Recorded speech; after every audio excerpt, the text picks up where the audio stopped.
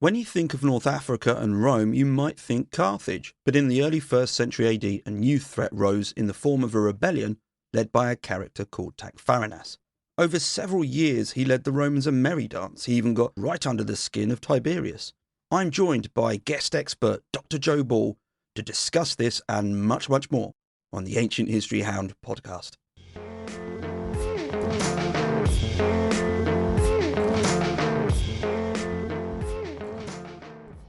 Hi and welcome, my name's Neil, and as you've heard, I'm joined in this episode by Dr. Joe Ball to discuss Tacfarinas, who Dr. Ball has covered in a book titled Tacfarinas, an African Rebel Against Rome.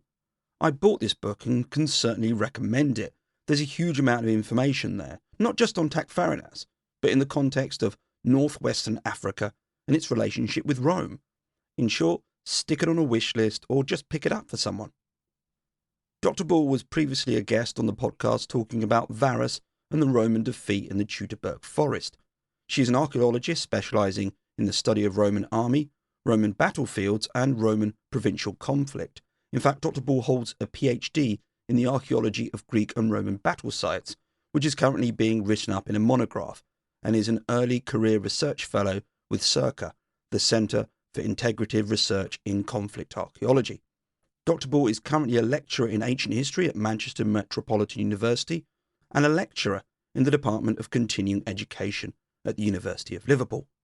In the chat you're about to listen to, Dr. Ball covered what you need to know about Tacfarinas and how Rome responded to him. The conversation also included how triumphs might not be what you think they are, and even how they might be, well, politically awkward. There's chat about how psychology may have been used, and how political events back in Rome influenced who was involved. There's even a tangent from yours truly about how a cult related to Venus may have been used to get some PR.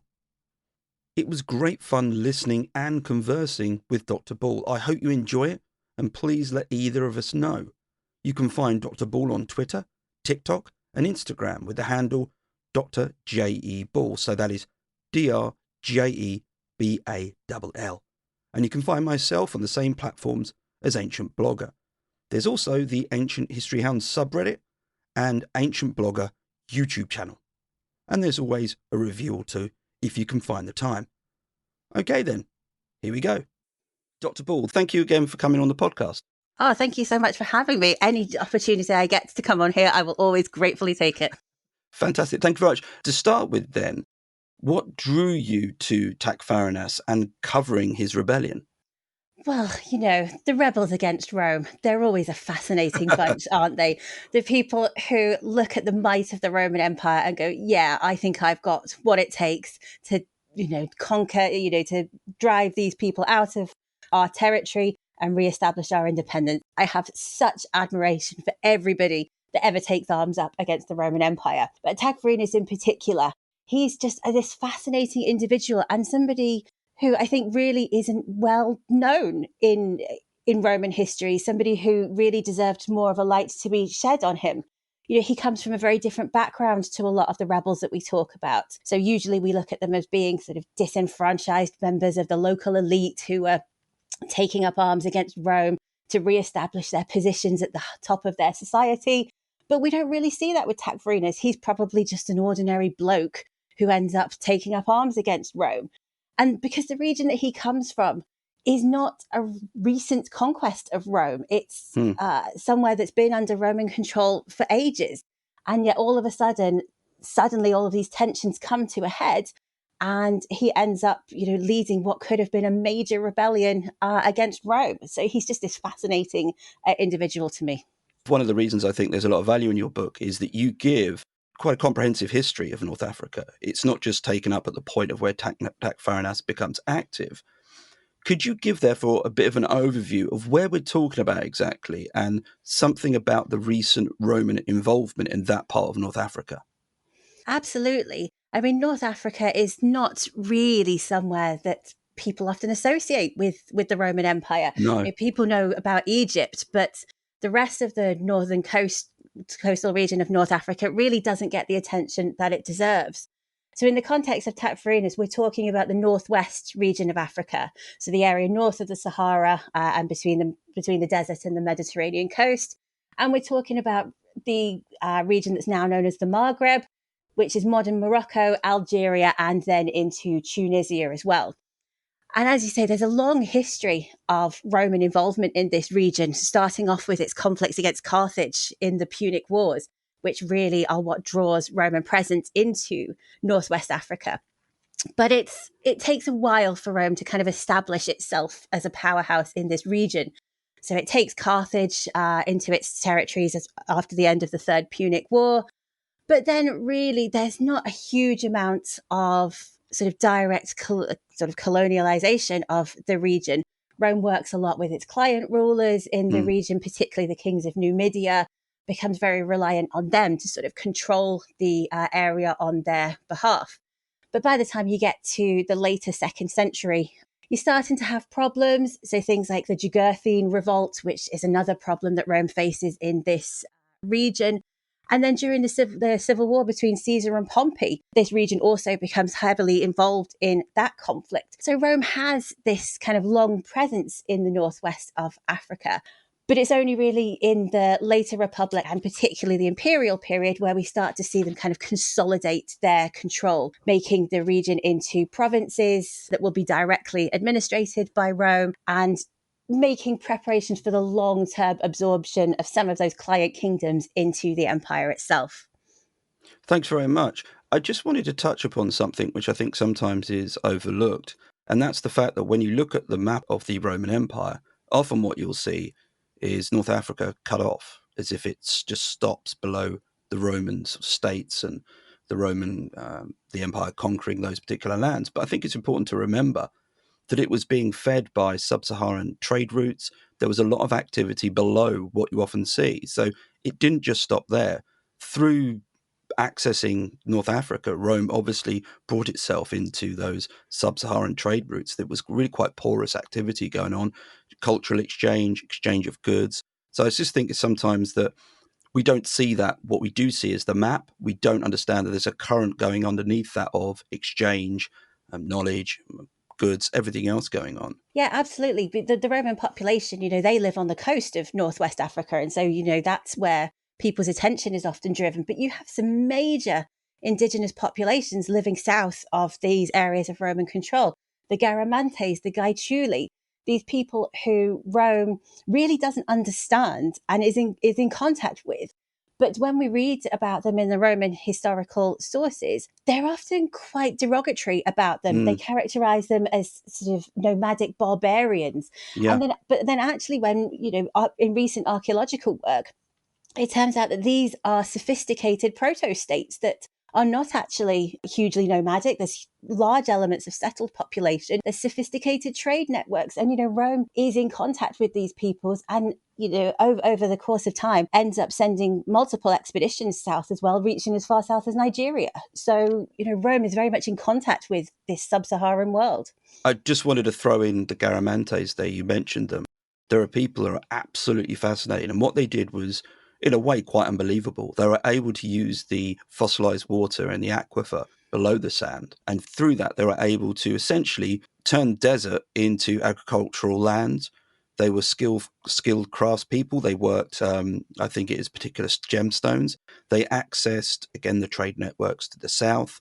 They were quite incredible. And if you ever get the chance to read up on the Garamantes, it's certainly worth it. Though I think this is not just a Roman thing. I'm pretty sure it's Herodotus who talks about the Garamantes, and he refers to them in, as you said, quite derogatory terms. They're considered sort of barbarians. They're not considered a culture, really, just a people. So going back to Tacfarinas then, when does he first appear in our sources, and what's the context he appears in? So he's quite an interesting figure. He's only mentioned by Tacitus. There are some other sort of vague allusions to problems in Africa during the early part of Tiberius's reign, which are probably referring to Tacfarinas. But he emerges at the point at which Rome decides to intervene in and start a war against him. But he's actually probably been active for years by this point and just sort of at a low level of conflict. Rome is having increasing problems with Northwest Africa at this time. So after sort of leaving it largely to itself for much of the kind of Republican period, Augustus decides to take the region in hand a little bit. I think probably because of the problems that he'd seen there, during the Civil War.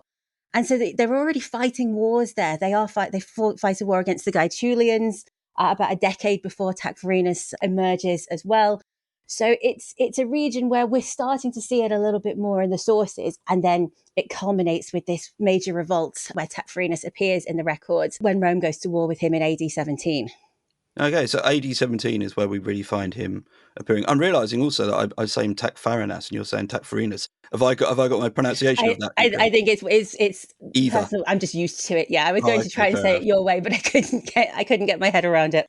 I'm incapable of learning two ways to say a word, so I'm going to stick with the tried and tested but probably incorrect one.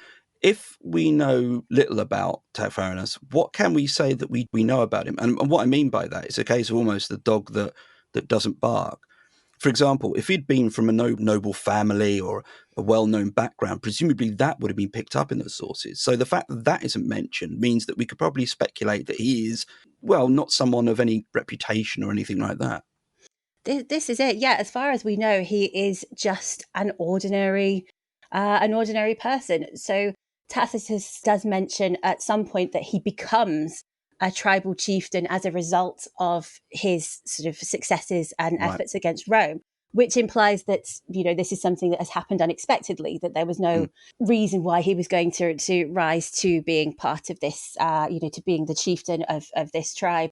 So, yeah, I think he's just an ordinary guy. I mean, we can definitely say at some point he joins the Roman army, whether this is voluntary or not.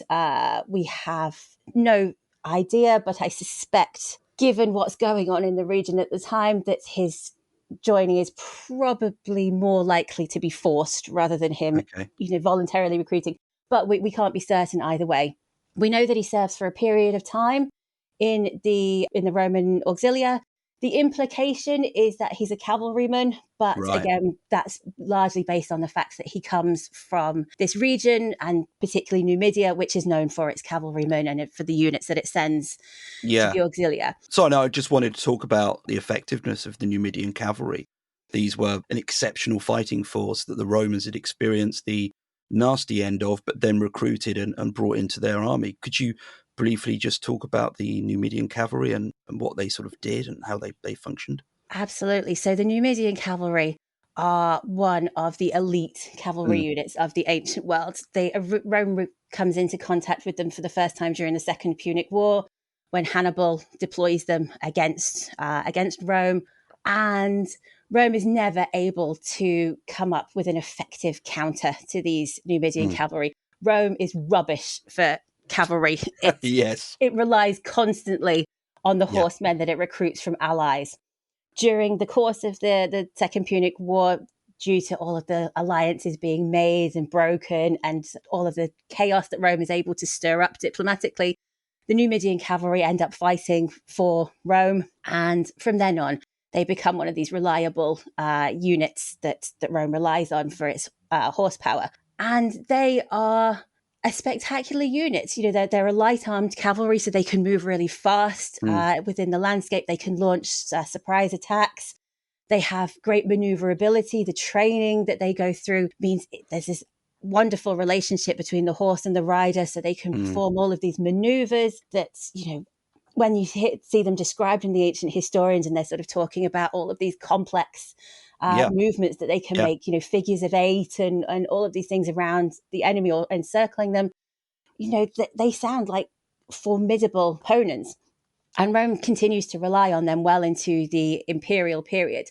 So potentially is Tacfarinas one of these cavalry soldiers that serves within the Numidian auxiliary units? It's likely, I think, but he does make effective use of cavalry troops during his war against Rome as well. But then again, he may just be an ordinary soldier as well. We're not sure for certain, but I think there's a good chance that he's involved in the cavalry.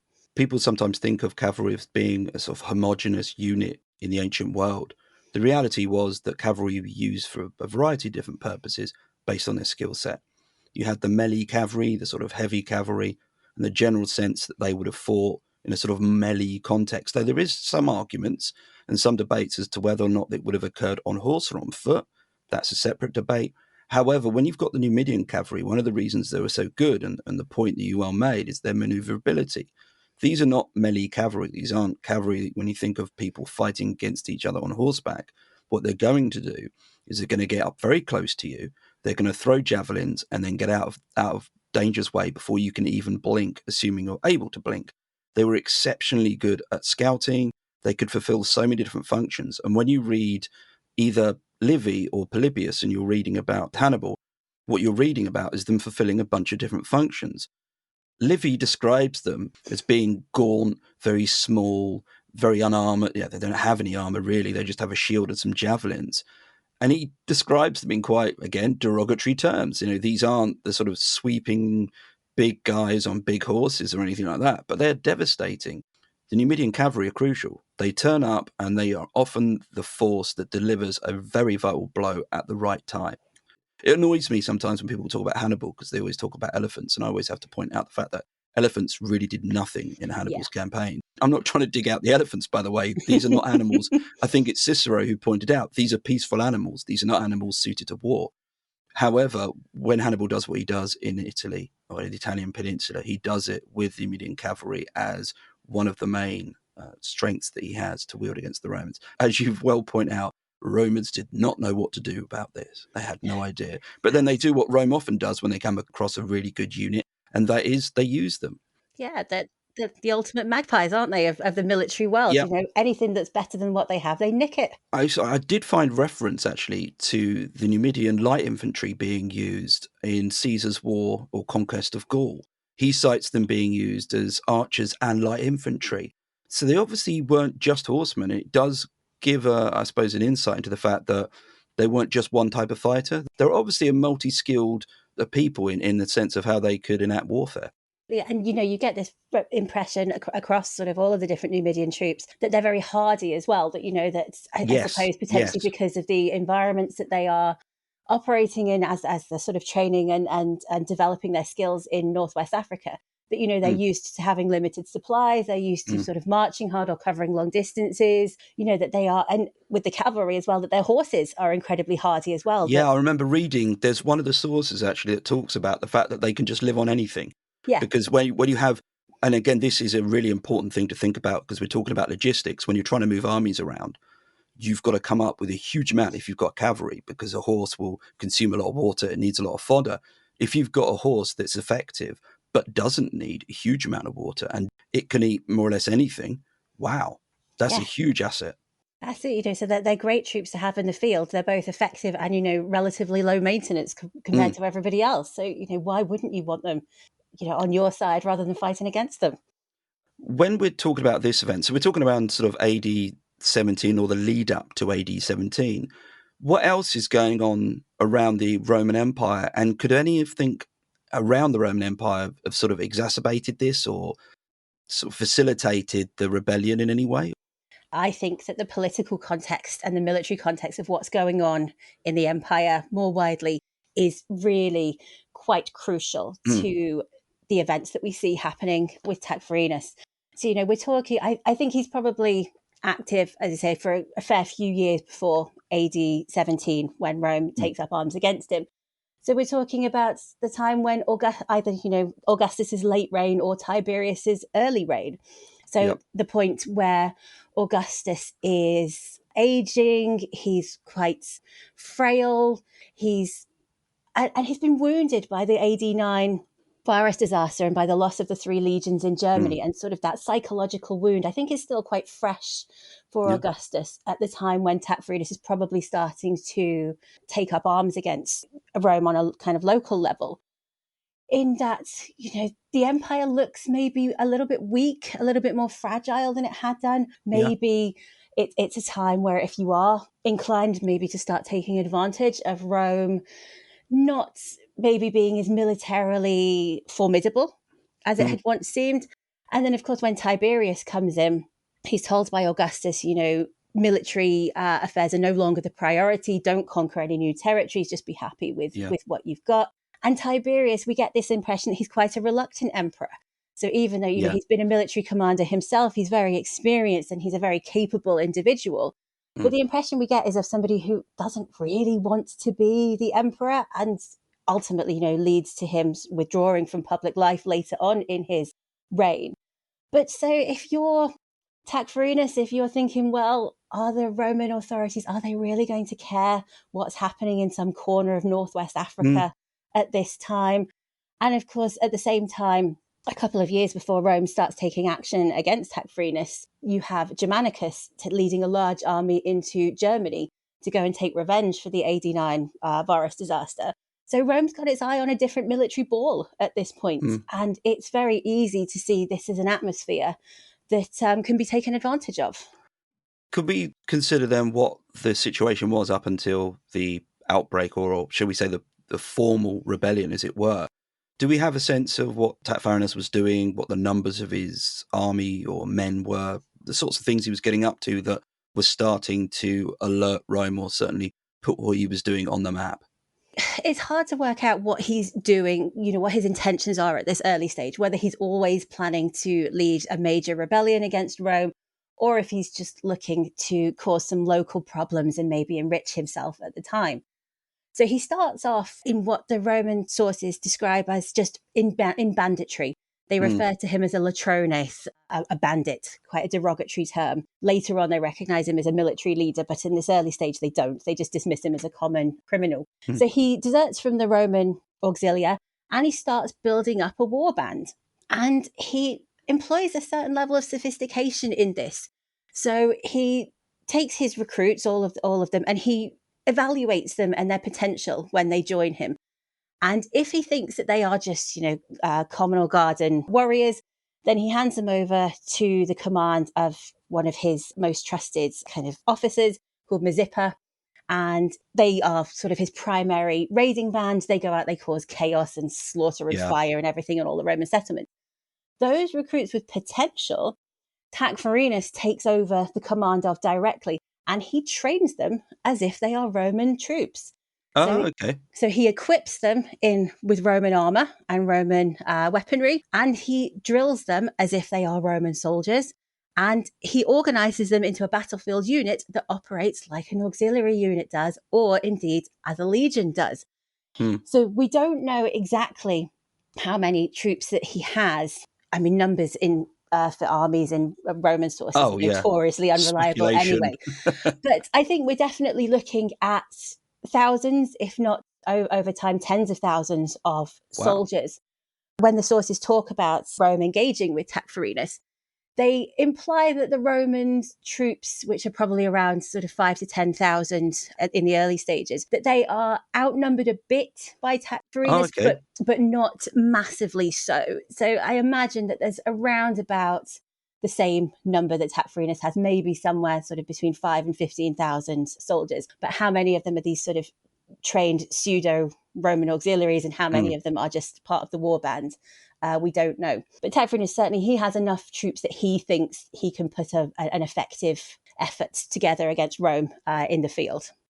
And in terms of where all the motivation for this is coming from, do we know if there were any particular things that caused this early rebellion to muster? Was it, for example, the suppression of Numidian culture, or the way the Romans were acting? Was there something that really kicked this off?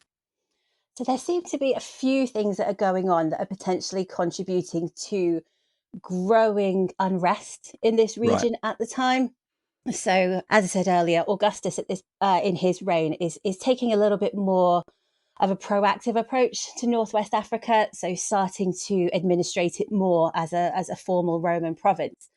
So they've stationed a legion there, which I think was one of those provocative things that Yeah. potentially hadn't gone down well. That was probably in response to some unknown military conflict that had happened earlier on in Augustus's reign. So there is growing discontent.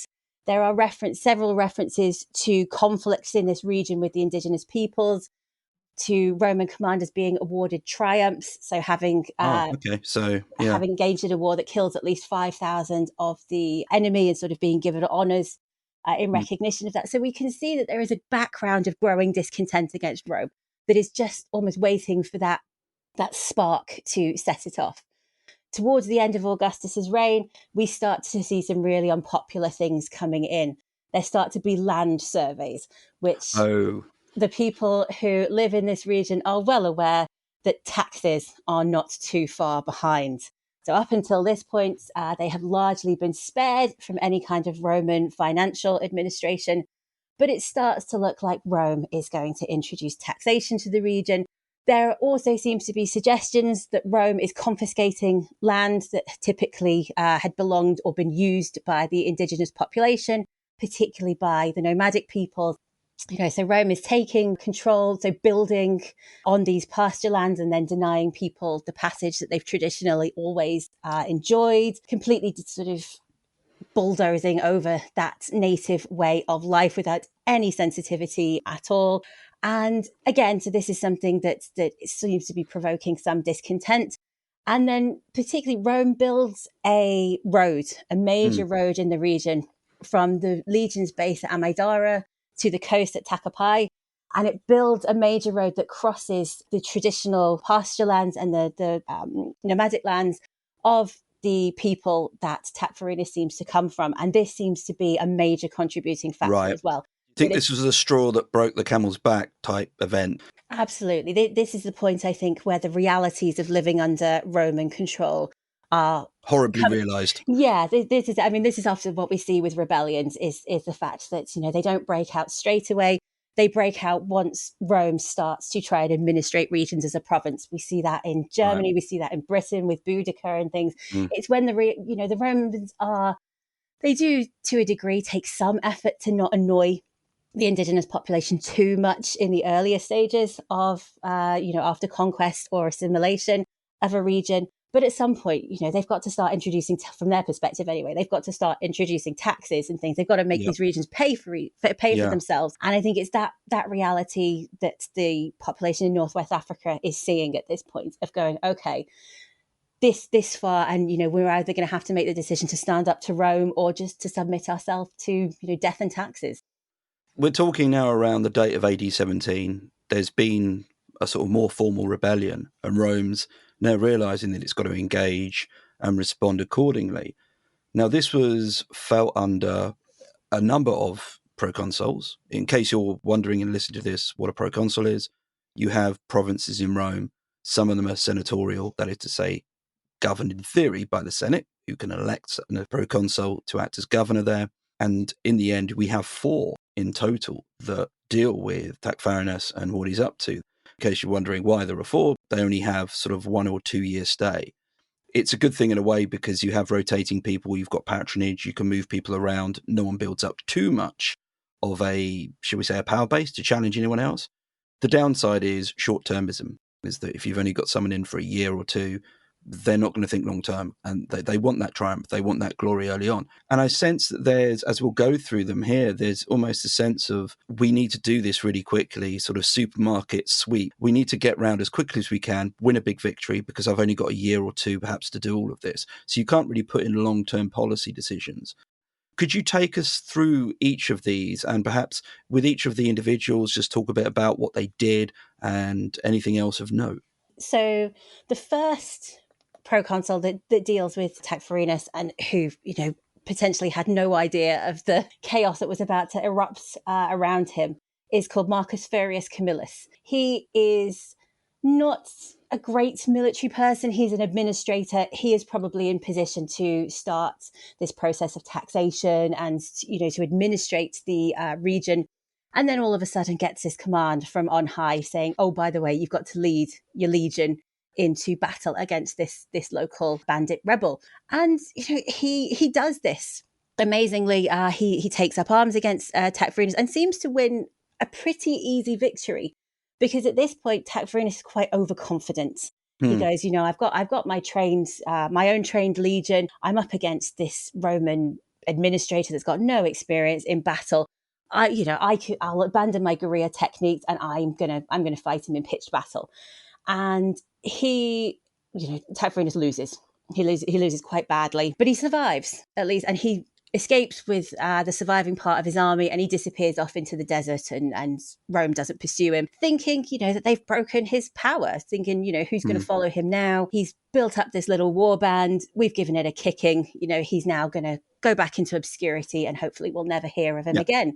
And Rome clearly thinks that this is the case because Camillus is given triumphal honours. They go, well done. They give him a handshake and a little prize, and they say, well done for sorting that. And everybody's happy until, of course, Tacfarinas comes back again the following year with an even bigger army this time.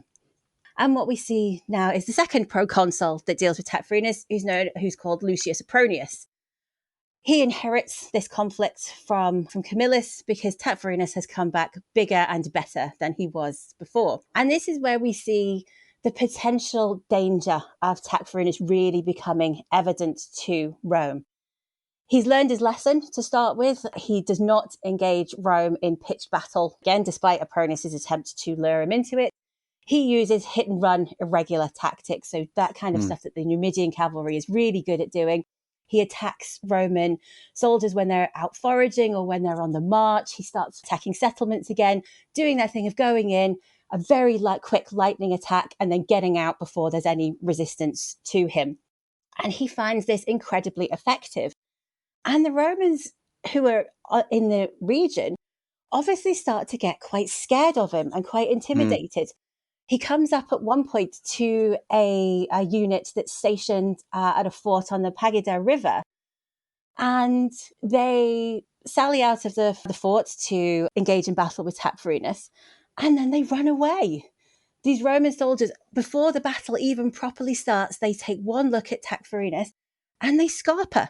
They completely lose their combat integration and they disappear. It's such a devastating event that Lucius Apronius, when he hears about this, is both furious with them, but also terrified that this is going to set a terrible precedent for other soldiers running away. And he actually decimates the unit. It's one of the last historic accounts of decimation that we have, where 1 in 10 of the unit was slaughtered, probably by stoning, by his fellow soldiers. And it's one of the last times we hear about this being used. And Lucius Apronius finds this necessary because of this terrible desertion that the Romans have done on the battlefield. Decimation is one of those things that's often talked about when the Roman army comes up as a subject, but accounts of it are quite scarce. Yeah. It's one of those things which is almost more popular than it actually occurred. And I don't know why this made me think of it, but it's similar to ostracism in ancient Athens. People think of ostracism, whereby someone was exiled for 10 years, as a common occurrence. I think there's between 9 and 15 instances of ostracism in the entire time that Athens had it. And Athens had it as an option for the best part of a century.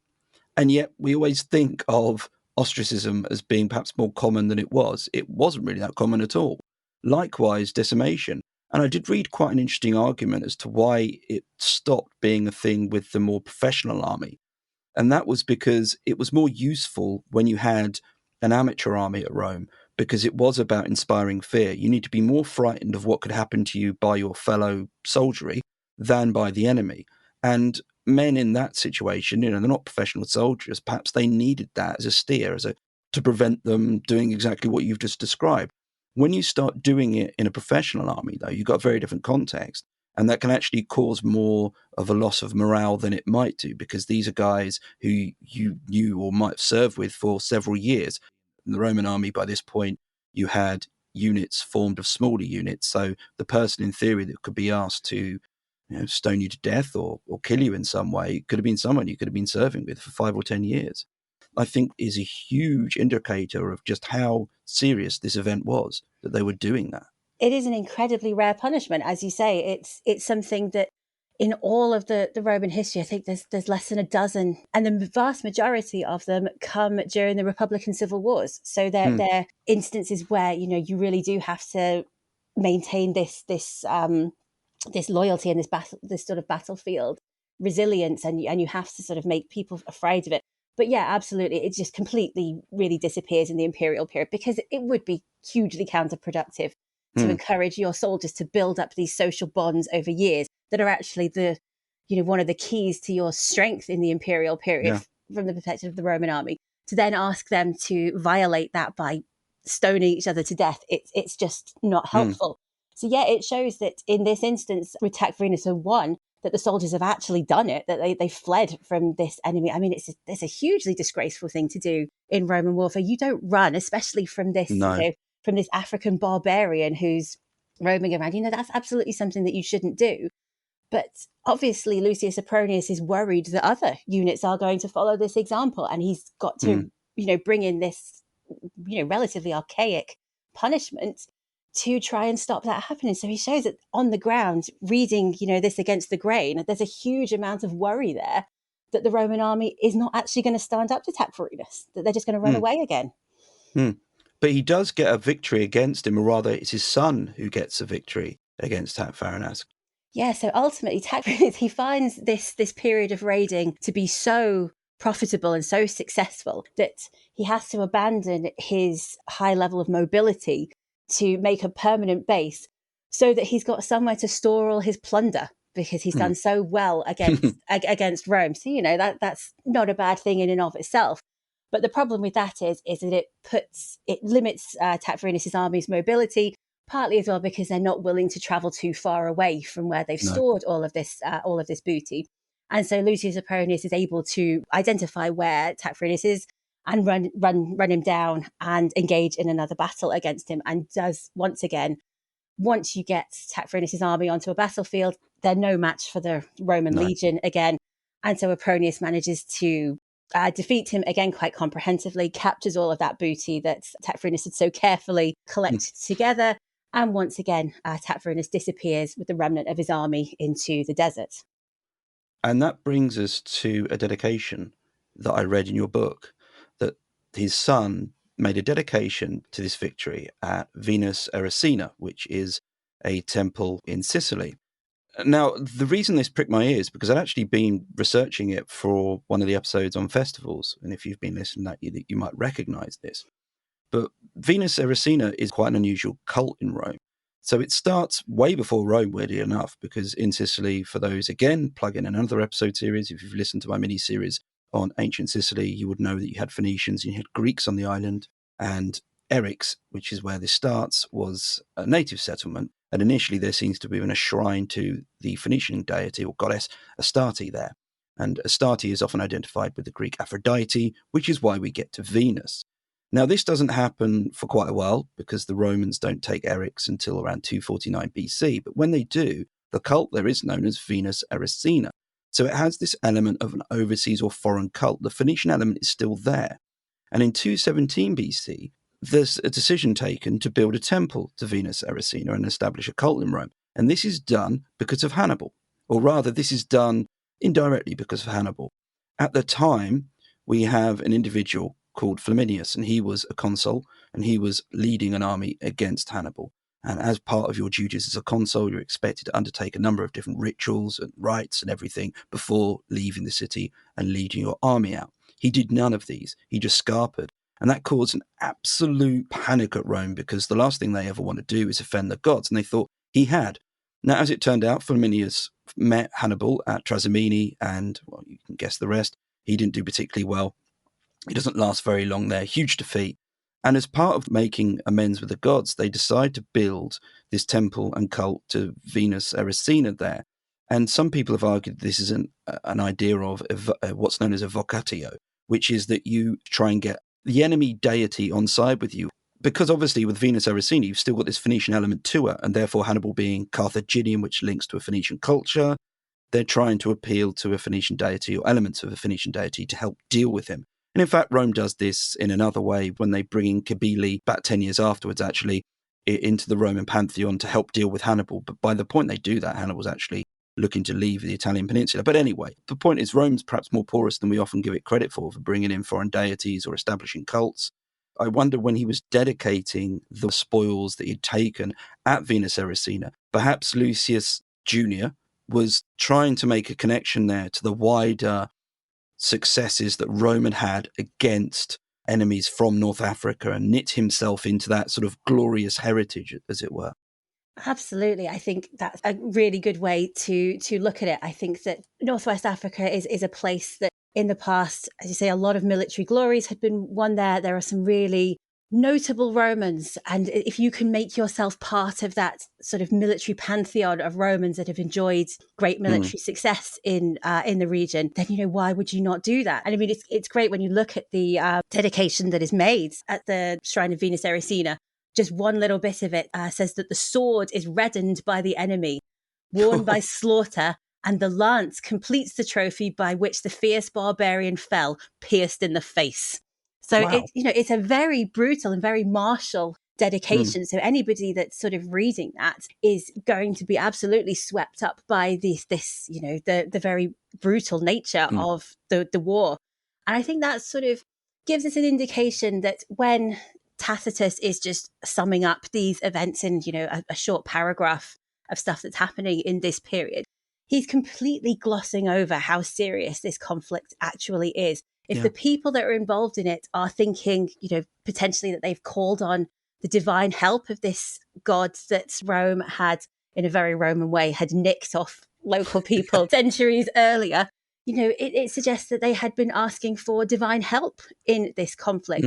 And potentially, that they're seeing it as something that was comparable to previous events in Northwest Africa. So, you don't do this for just a little border skirmish against some bandits. This tells us this is a really significant conflict that's going on, and that they felt that it deserved drawing parallels with the Punic Wars. Yeah, it builds into that framework. Now, there was a triumph, but there was also a peace treaty. There was. So, again, Lucius Apronius, Tacfarinas is gone. And once again, writes to Rome and goes, I know we thought it was done last time, guys, but this time, honestly, he's beaten. And so he gets duly voted these triumphal honours. But Tacfarinas isn't quite done with Rome yet. And he does what is one of the weirder elements of his story at this point, and certainly one that changes the tone of the conflict, in that he offers a peace treaty to Rome.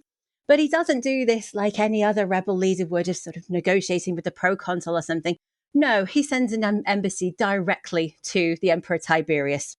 It's not even a particularly placatory embassy.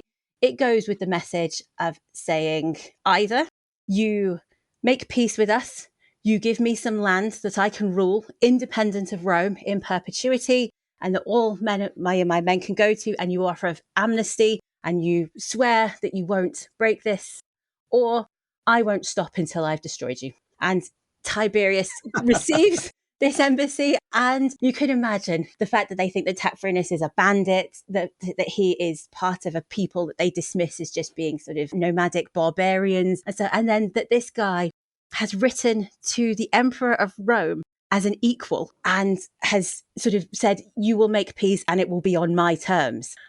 Understandably, this does not go down well with Tiberius, who is absolutely furious. It's said that he erupts in rage, the worst rage that he has in his entire life, and goes, right, okay, we're going to take this seriously now. And then he appoints a new proconsul, the first time that somebody is appointed with the specific intention of them continuing the war. Could I just ask, do we have the hand of Sejanus here with this appointment? Absolutely. It's by this point, Tiberius is already beginning to seriously tire of being Emperor of Rome, and is starting to give up a lot of his responsibilities for the day-to-day running of the empire to his commander of the Praetorian Guard, Sejanus, who is a fascinating individual from this period as well. And wouldn't you know that the next proconsul who is appointed with a lot of fanfare and a lot of authority and given a huge amount of resources, well, it's Sejanus' uncle, Quintus Junius Blythus. What a coincidence. Just a coincidence. Absolutely. There's no nepotism there at all. So, I mean, this is where Rome really starts to take the conflict with Tacfarinas more seriously. They decide that more troops are needed, so a whole other legion is transferred into Northwest Africa, the 9th Hispana. Probably a lot of auxiliary troops that are being sent as well. We see a lot of recruitment of new auxiliary units at this point. And so what we're looking at is probably the provincial garrison being doubled to deal with Tacfarinas. This is actually quite a significant move, and it tells us again that Rome knows it has to take this seriously. And Blythus takes a different approach.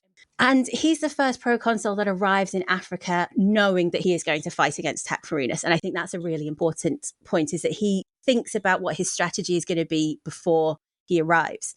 He decides to try and chip away at Tacfarinas' support locally. So he issues amnesty for anybody who was part of Tacfarinas' army but wants to surrender.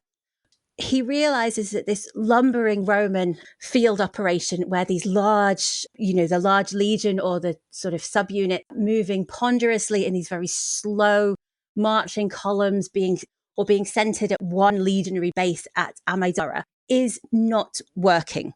Tacfarinas is able to exploit this against them. And so he takes a completely new approach. He breaks his army up into much smaller units that are much more flexible, much more maneuverable.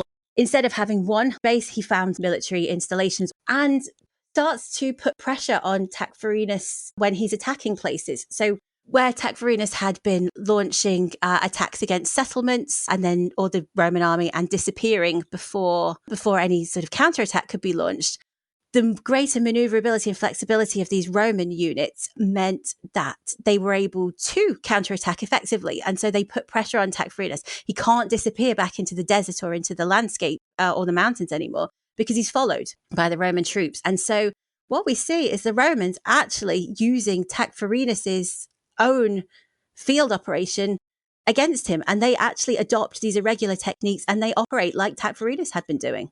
Just to check, in terms of where we are year-wise, this is, I think, so Quintus comes over in about AD 21. He's there for a couple of years. That's correct, isn't it? Yeah, that's right.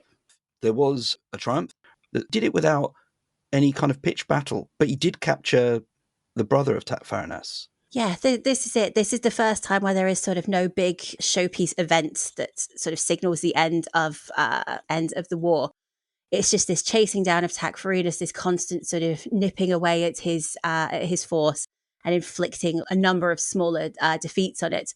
After a couple of years in the region, by about AD 23, Blaesus has had a number of these smaller victories, and as I say, captures Tacfarinas' brother. And at this point, again, Tacfarinas disappears off into the desert, apparently defeated once more. And Blaesus goes, Sorry, okay. I just find it's just like, how many times? I know, they never time? learn, do they? They absolutely never learn. So he goes, well, this time, I've chipped away at his army. I've taken a lot of his support from this amnesty. I've got his brother. So that's going to be that now. There's no way he's going to come back after this. And so once again, withdraws from the region and goes back to Rome to enjoy his triumphal honours as the victor in the Tacfarinas War. And that brings us to our fourth and final proconsul, who actually does achieve something, but doesn't get something. I'm going to leave both those out there for people to guess what they might be. Who was the fourth, and what did he do? So the fourth one, the one who actually manages to end this conflict, is called Publius Cornelius Dolabella. And he's appointed on the understanding that the war is over, that Tacfarinas is no longer going to be a problem. And so he doesn't go there expecting to fight against him again. But as soon as he arrives in the region, it becomes very clear to Dolabella that the war is not going to be over. So he's quite distressed when he receives news from Rome that the 9th Legion is going to be withdrawn from the region because, we don't need to keep them there anymore because the war is over. And Dolabella, it said he wants to tell Tiberius that actually, no, I need that legion. Actually, the war isn't over. But he's too frightened of the emperor. He thinks he'll make him angry if he writes to him and says, look, Tacfarinas hasn't been defeated.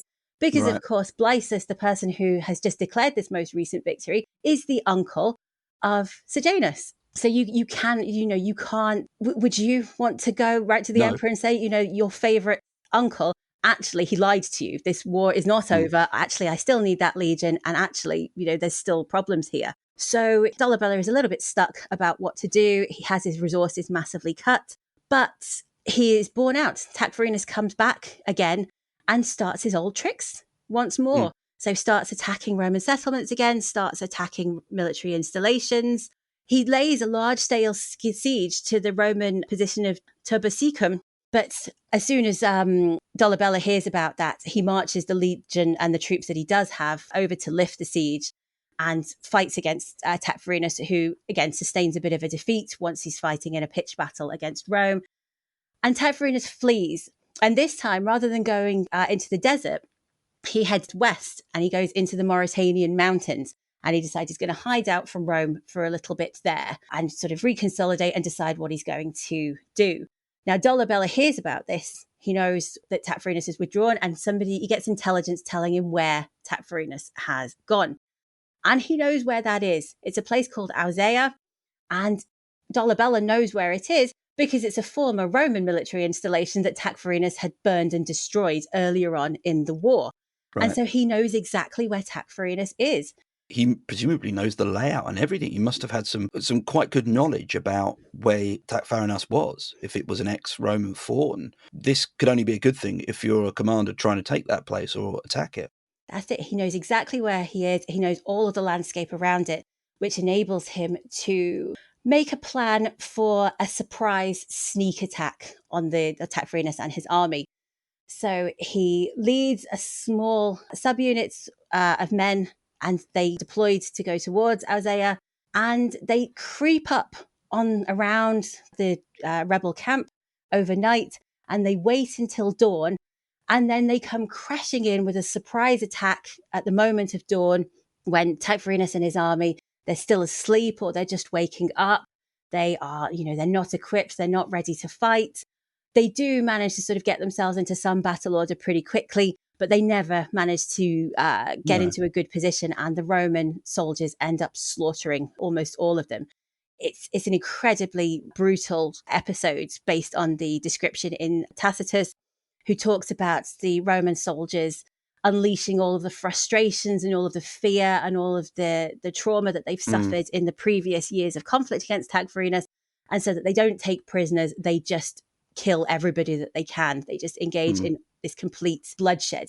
And it's a really un-Roman way to win a war, to do this sneak attack by dawn on a sleeping enemy camp.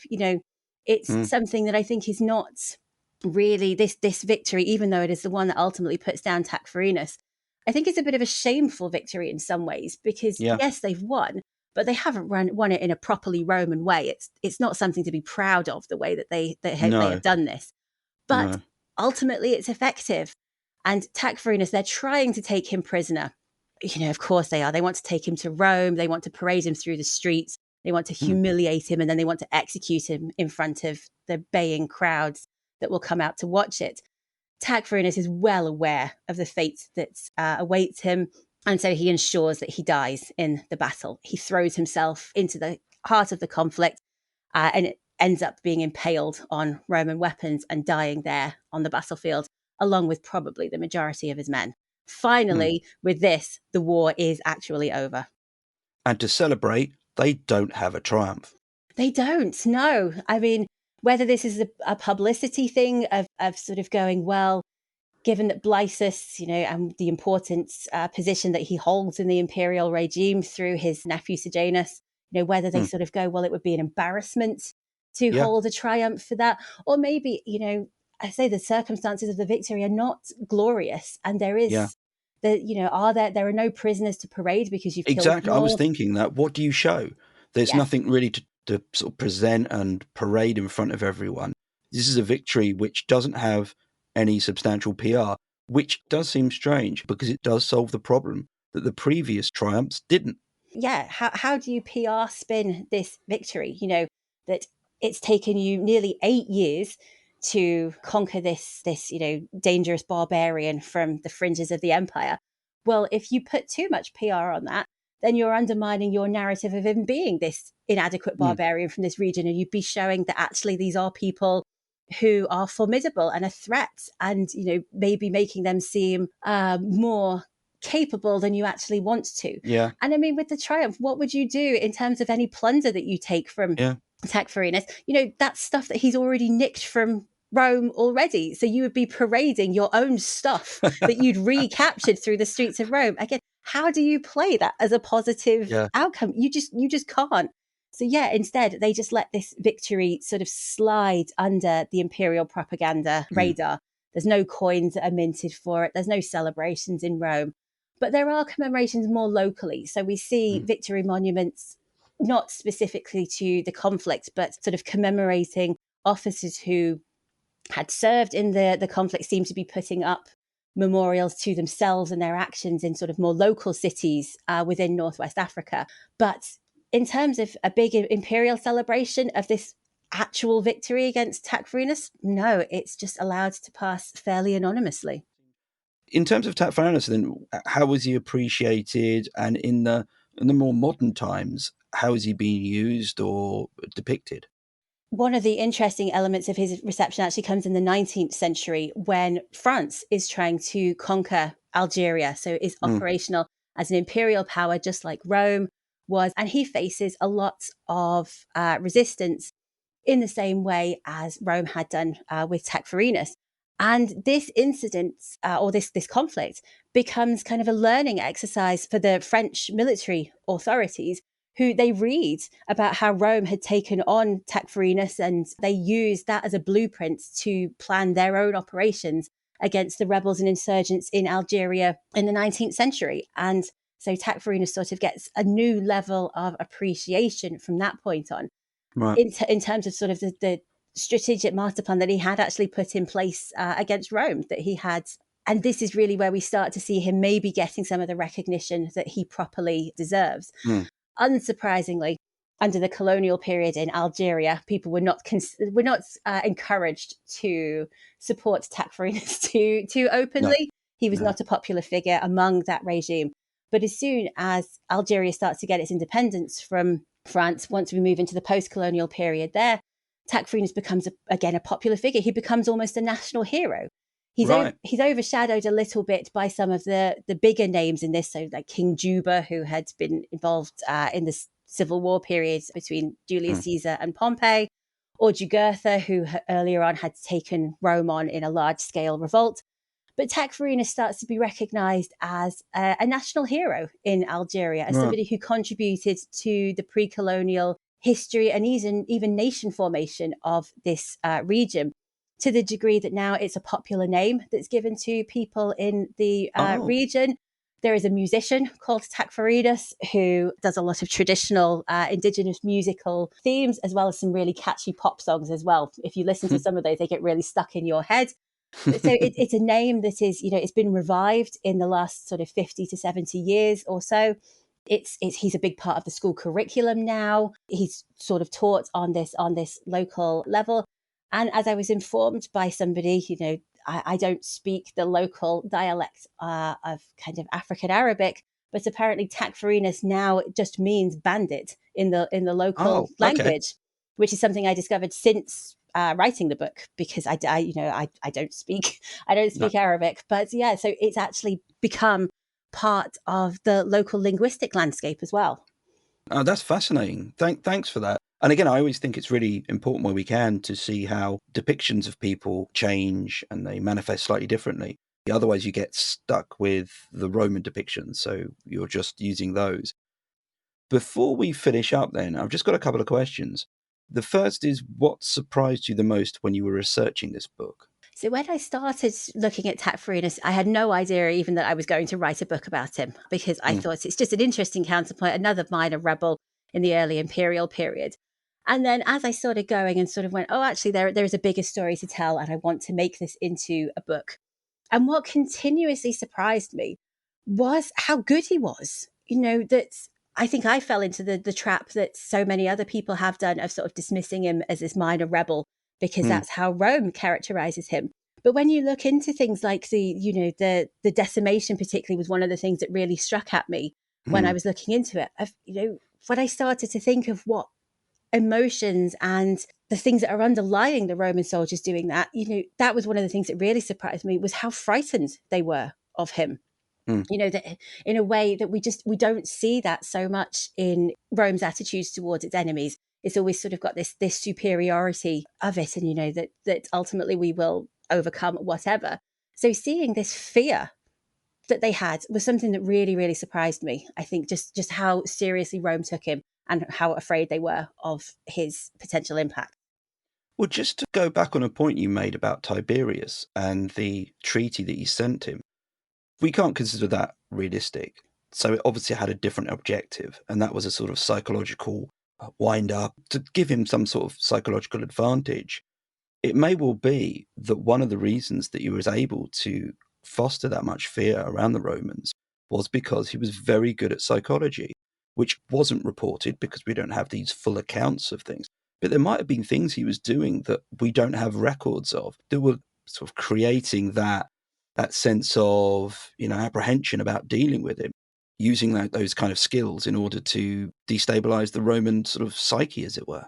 Absolutely. And I think that he's not going to be harmed in this by the fact that he served in the Roman army himself. Mm, We don't know exactly how long he served for, but I think it's got to be at least 10 to 15 years based on how right. proficient a soldier and a trainer he is. So he knows what Roman soldiers are frightened of. He knows their superstitions. He Mm, knows the things that they'll see as bad omens. He will know all of the little things to do to sort of break away at their stability over time. And I mm, think there will be so much that he was doing that was never, documented in the Roman historical record, potentially because a lot of the people that he did it to died, in mm. the attack. But I absolutely agree with you 100% that I think he's doing an awful lot of stuff behind the scenes that we just have no idea of from the sources indicated by the things like the soldiers running away. They are clearly terrified of Yeah, him. And I think, yeah. he's great at sort of creating That that doesn't just atmosphere. happen. That Yeah. doesn't just happen. There has to be something. What we're doing effectively is we're seeing the symptoms, but we don't know what the cause is. But there must be a cause to have those symptoms, and it can only be that he's inducing that level of fear in the enemies in that area because he's an expert at doing so. I asked this question when you had your book on Varus and we were discussing that. Is there likely to be a big discovery, do you think? Or if you could have a discovery of something relating to Tacfarinas, what would it be? I think there is potential for some archaeological discoveries in this region.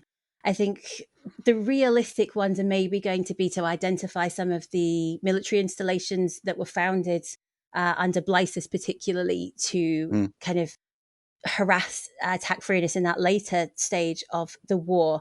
There's been, since the development and sort of stronger use of remote sensing technologies, when you can look at sort of satellite imagery or lidar yeah. imagery of north of the region, you see actually there are hundreds of Mm, military installations, or what seem to be military installations.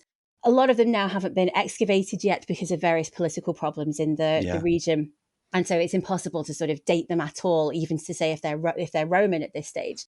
But if we could start putting together sort of a geographic mapping, spatial mapping of sort of the area of operations for this, I think it would be really useful to sort of know how big an area is being drawn into this.